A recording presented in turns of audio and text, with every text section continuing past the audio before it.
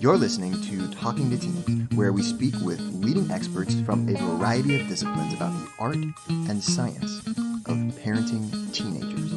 I'm your host, Andy Earle.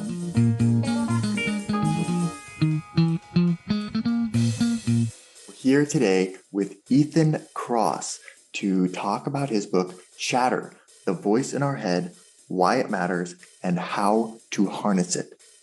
Dr. Kross is one of the world's leading experts on controlling the conscious mind. He is an award-winning professor in the University of Michigan's top-ranked psychology department and its Ross School of Business, the director of the Emotion and Self-Control Laboratory, and has participated in policy discussion at the White House and interviewed on CBS Evening News, Good Morning America, and NPR's Morning Edition. His pioneering research has been featured in the New York Times, the New Yorker, the Wall Street Journal, USA Today, the New England Journal of Medicine, and Science.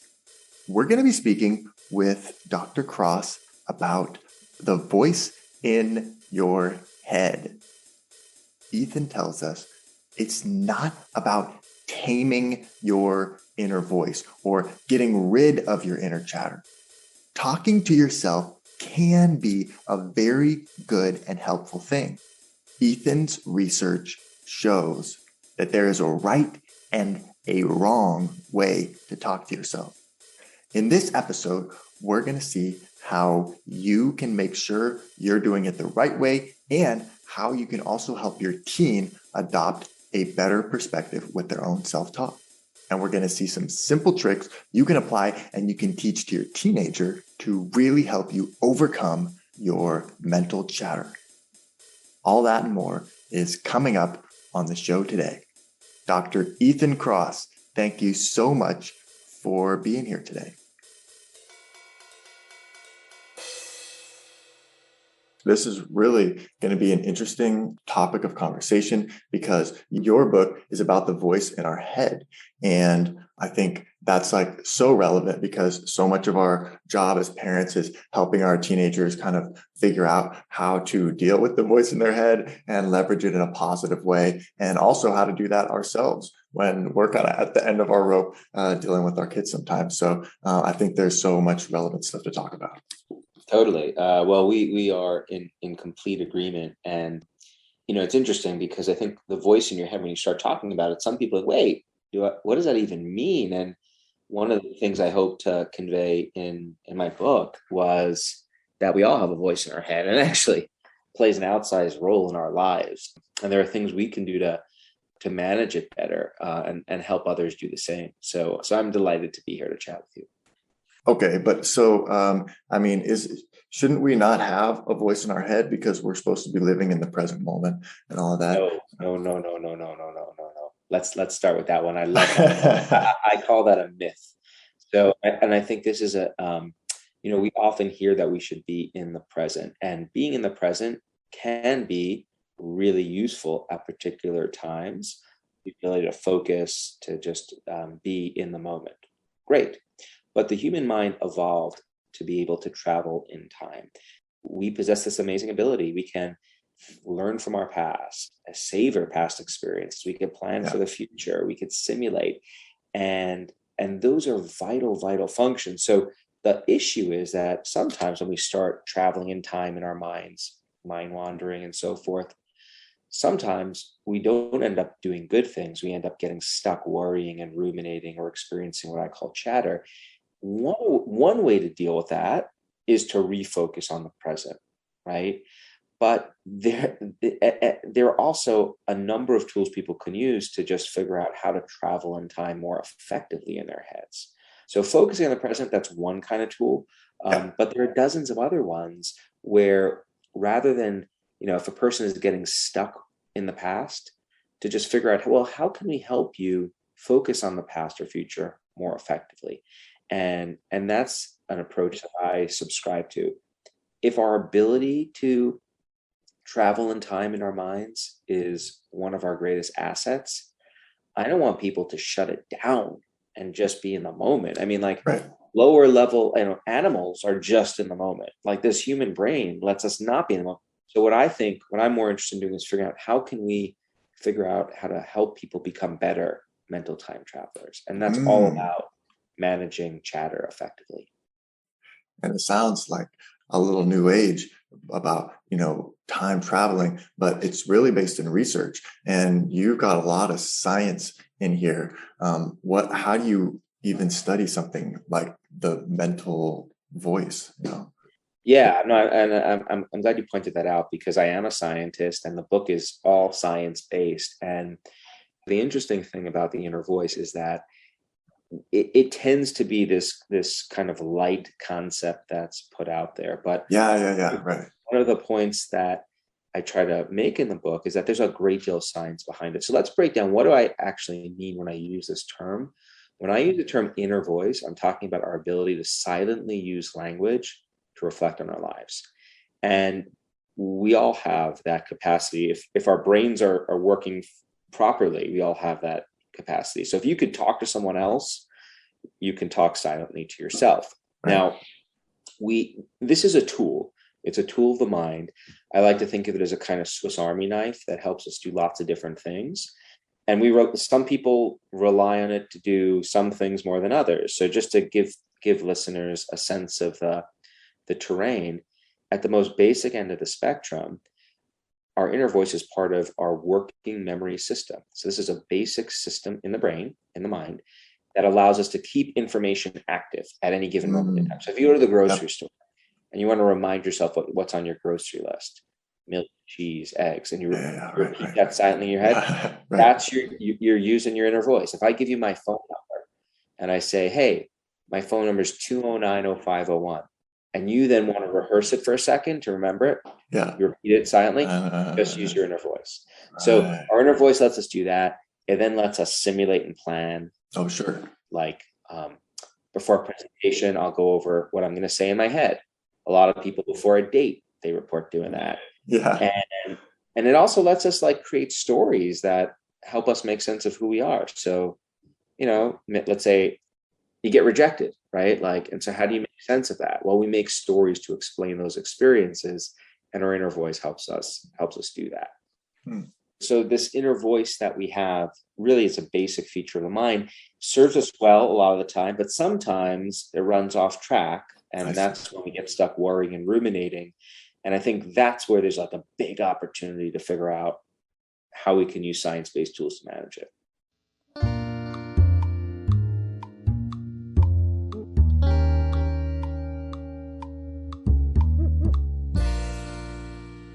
There's one study in here that I thought was interesting. You talk about this study that says the scientists found inner experiences consistently dwarf outer ones. What participants were thinking about turned out to be a better predictor of their happiness than what they were actually doing. Yeah. So the idea there is, and I think this is a common one, we're doing something that should be fun, but our mind is somewhere else. Right. Totally. You can ruin the best day. The best experiences, right? I to feel with my daughter, and this is as good as it gets, right? We're just hanging there playing sports, but I'm thinking about the problem at work. Stressed right? out. Yeah. Right. Yeah. So that's this idea that what's happening in our minds is what is determining how we feel, not necessarily just the experiences that we're engaged in. And so that's another reason why I think it's so critically important to figure out how to manage that mind. When people are experiencing chatter, what often happens, and I don't think I've defined that for folks. So I think of chatter as getting stuck in a negative thought loop. So if it's a negative thought loop about the past, that's rumination. If it's a negative thought loop about the future, that's worry. And when we experience chatter, we get totally immersed in that negative thought loop. So that's all we could think about. It soaks up all of our attentional resources. And when all of that attention, when the attentional spotlight in our mind is focused on just that one problem we're thinking about, it becomes really hard to have other kinds of experiences or to do anything else for that matter. Yeah, it's completely narrows us in on That's right. only one set of options or behaviors or perspectives to think about.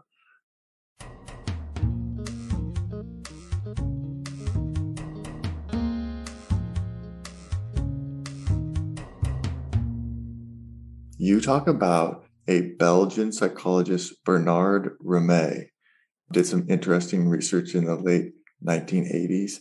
And what was it that was so interesting about his findings? Well, essentially, what Bernard was trying to do is figure out, well, what happens when we experience an emotion? What are we motivated to do? And consistently, he found that experiencing emotions act like a kind of jet fuel that propels us to want to share what we're feeling with others. Now, there are a couple of Hmm. exceptions to that rule.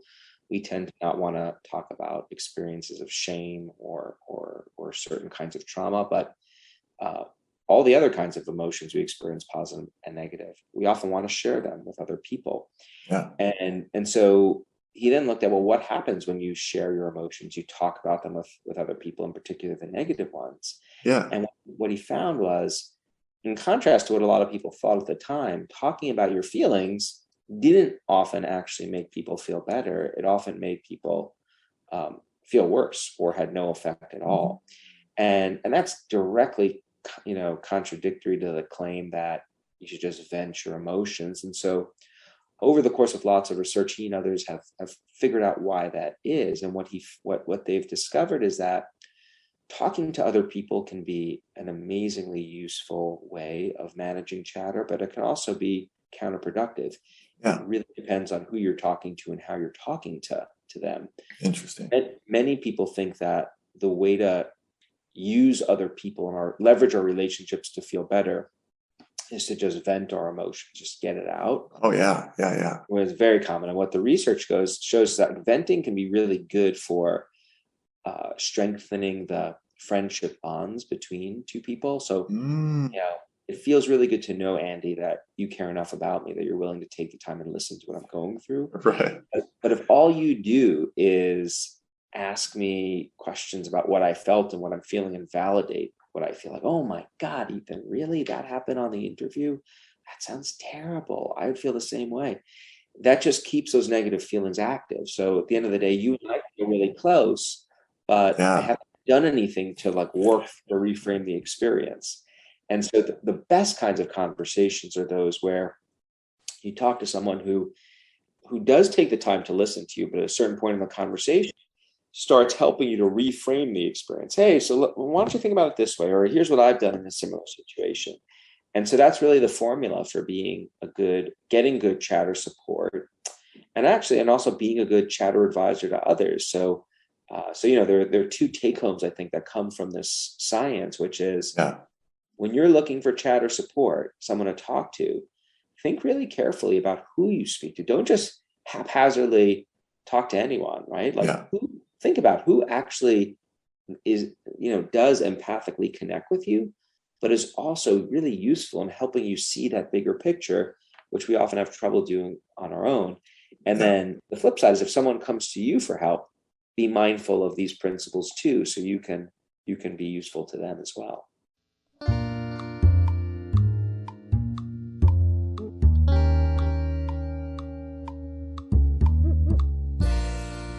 Yeah. It's interesting that we have that urge to share what we're feeling, but you also talk about a study that you published in 2015 demonstrating that more time people spent on Facebook looking at other people's lives, they felt worse. Yes. The idea there is that social media has basically pretty rapidly changed the way we live our lives as Yeah.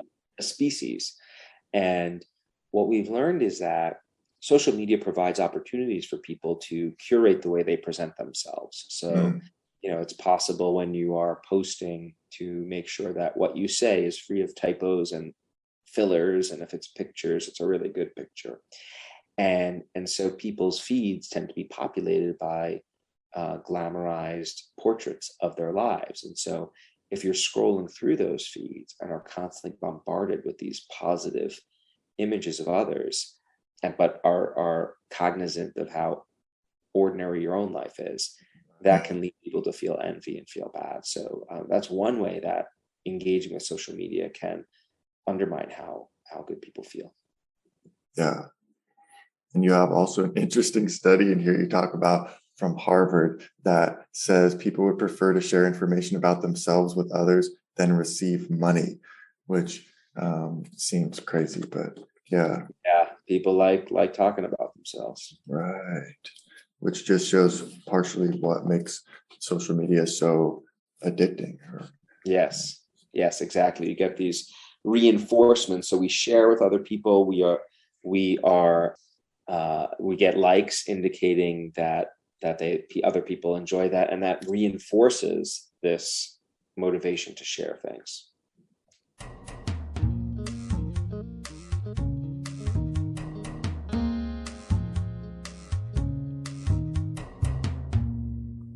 So you did a really interesting study where you had people imagine that they were reliving memories, but as a fly on the wall perspective.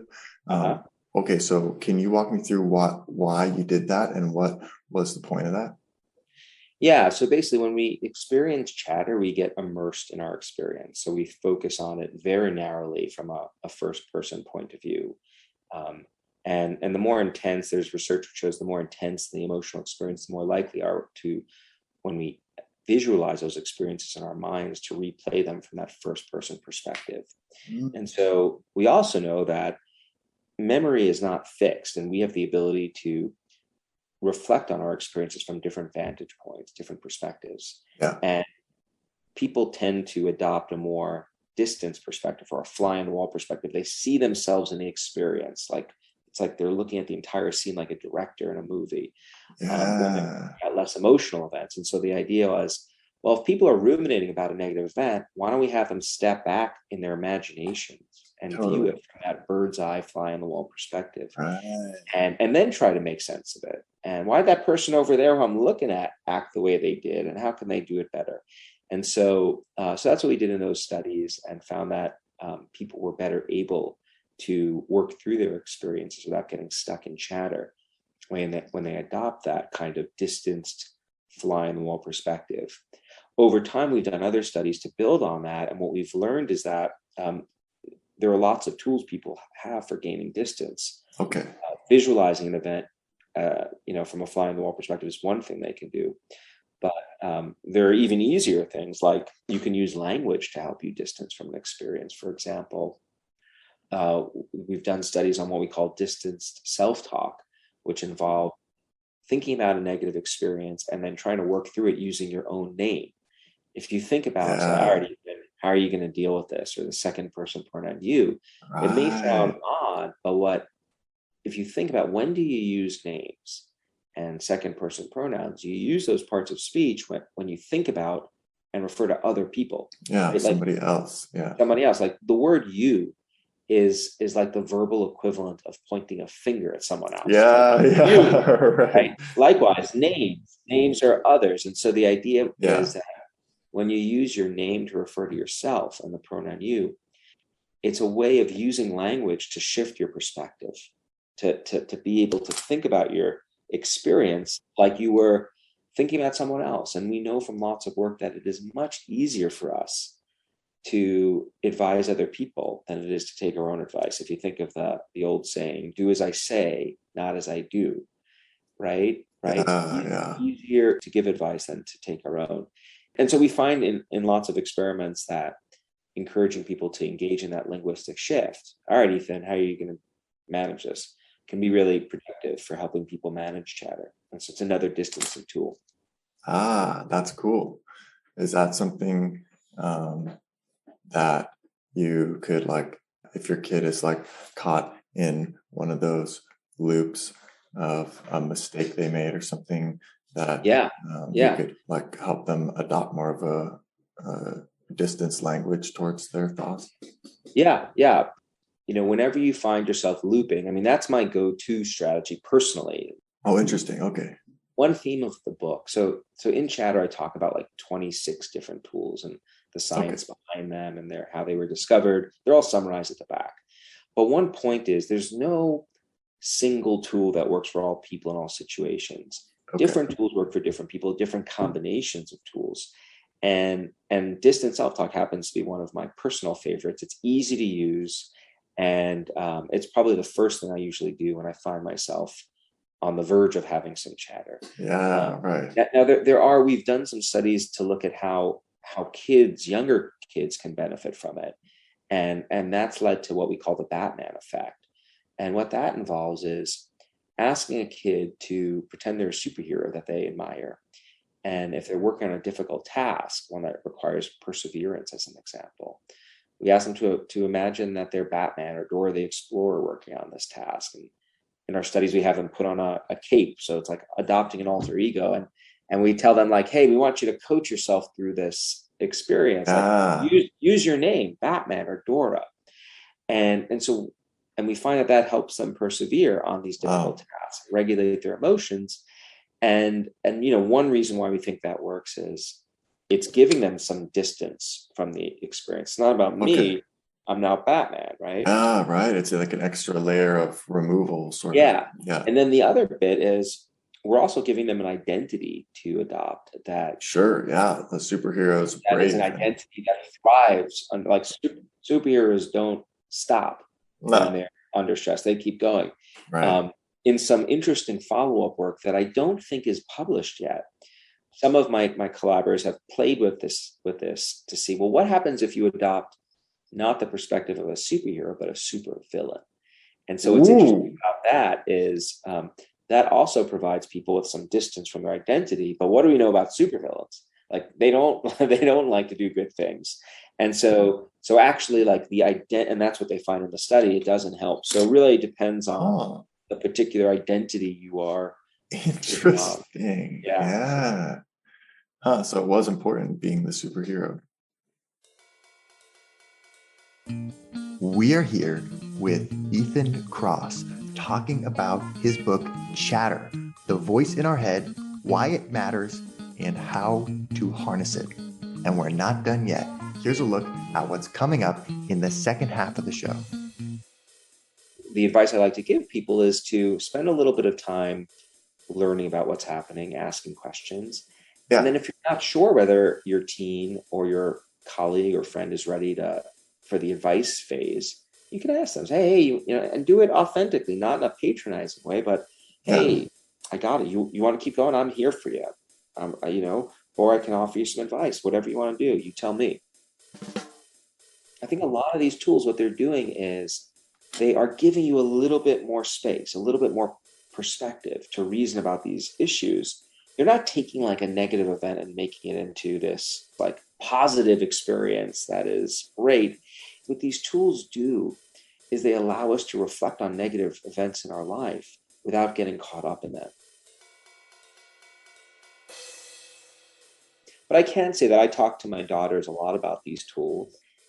Sometimes they do blow me off, but they also listen, even when they are rolling their eyes. And I notice that when they experience potentially chatter-provoking events, like they do use some of these tools. So give you one example. This summer, my oldest daughter joined a diving team for the summer, like a swimming diving team. And diving is actually, it's an interesting sport where there are lots of opportunities to experience chatter because you've got a lot of time alone with your thoughts when you're like, it's not high paced, like reflex.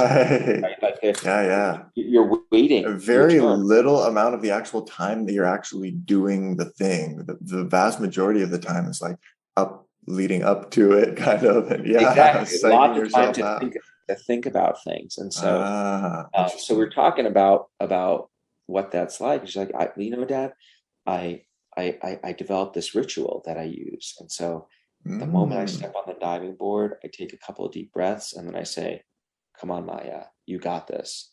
And I do it and it works.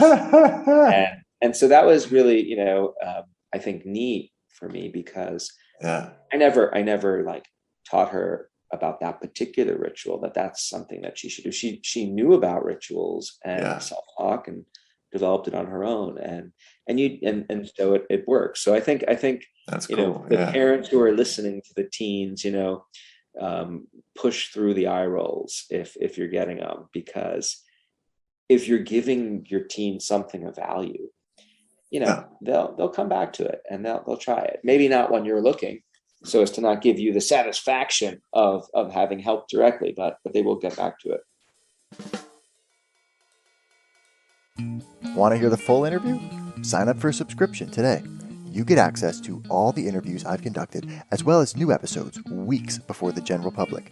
It's completely affordable, and your subscription helps support the work we do here at Talking to Teens. Thanks for listening.